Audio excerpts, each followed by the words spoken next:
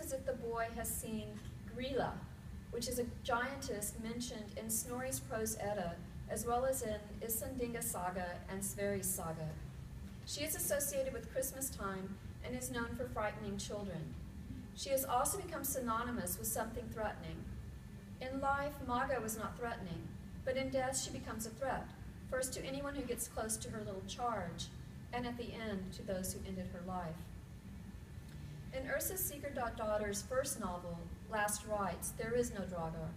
However, there is a focus on Odinic rites and sorcery, and a detailed discussion of why in Iceland, unlike in the rest of Europe, it was mostly men who were executed for witchcraft. The murdered man, a German graduate student, is found with his eyes removed and strange symbols carved into his skin.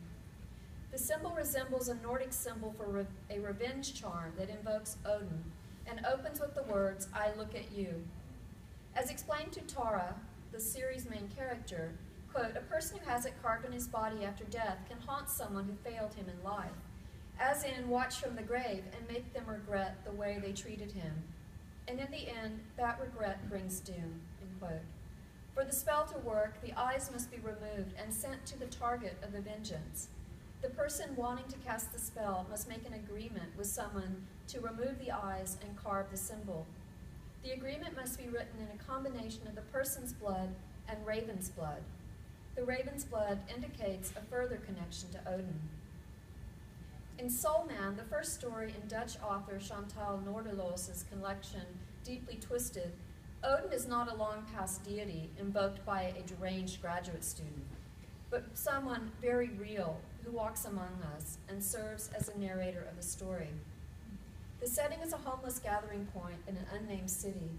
The narrator, who calls himself Soul Man, has one eye and a raven perched on his shoulder. That's kind of a big giveaway there. To one of the homeless men asks if he is Odin, he replies, "I have been called that in the past, but I am not he. I am Soul Man." He asks them to tell their stories to his raven, and they do, exposing their history as pedophiles, serial killers, and junkies who kill for drugs. They ask why he's called Soulman, and he answers, "Because that's what I am. I guide the souls of humanity. When a baby is born, I kiss it on the forehead and give it its soul. When a human dies, I take his soul. And when a human embraces darkness, part of his soul belongs to me." In mythology, Odin is presented as a trickster, and he is no different in this story, not only tricking these men into confessing their crimes, but also tricking them into the violence that ends their lives. In this story, Noorderloos succeeds in releasing Odin from the comic book caricature he has been stuck in and bringing him back to his original state, as chooser of the slain, as the All-Father who walks among humans, playing with their fate, but also emphasizing that they have a choice, as exemplified by the human monsters in this story. This interpretation coincides with that in saga literature, especially in Volsunga Saga, when Odin appears and initiates actions which eventually culminate in the great hero Sigurd killing Fafnir. But Noorderloos also moves Odin beyond mythology by giving him the characteristics of Odin, but by calling him Soul Man. Norse mythology, folklore, and saga literature provide a wealth of possibilities for contemporary horror writers and filmmakers, particularly for those whose culture is based on this folklore.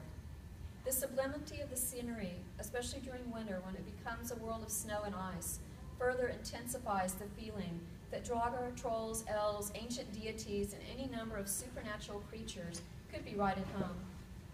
Even in books that are seemingly grounded in a world of realism, the supernatural seems to be an accepted part of the realistic world. One example is in Icelandic author Arnaldur Idrissson's novel Strange Shores, part of his very gritty and realistic police procedural series. Inspector Erlander, the series' main detective, has been haunted by the death of his little brother when they were both children. Throughout the series, there are hints that Erlander feels responsible. In this novel, he returns to the family home, now a ruin, where he is visited by a strange man, both in his dreams and in waking visions. The man was a mysterious stranger who spent the night with the family right before the tragedy. When he was leaving, he mentioned that the little brother would not be with them much longer. Erlander feels responsible for his brother's disappearance and death, after finally finding one of his little brother's bones, giving him concrete evidence of his brother's death, Erlander is visited by the man one more time and is told it is time to make things right. In Iceland, all one needs to do, at least in winter, to commit suicide is to sit outside in the cold.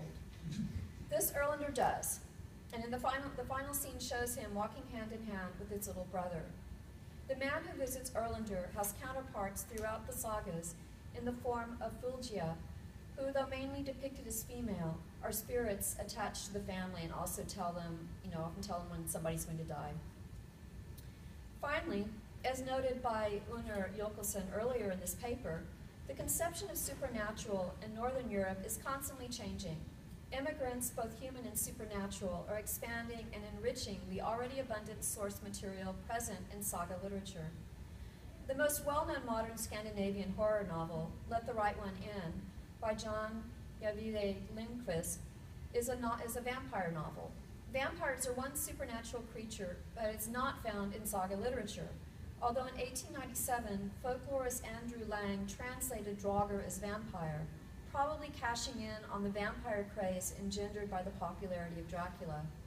Arman Jakobsen also makes a convincing argument for linking Draugar with vampires, because even though Draugar do not drink blood, they, quote, prey on their victims, leave them drained of blood, energy, mental faculties, or their spirit, end quote.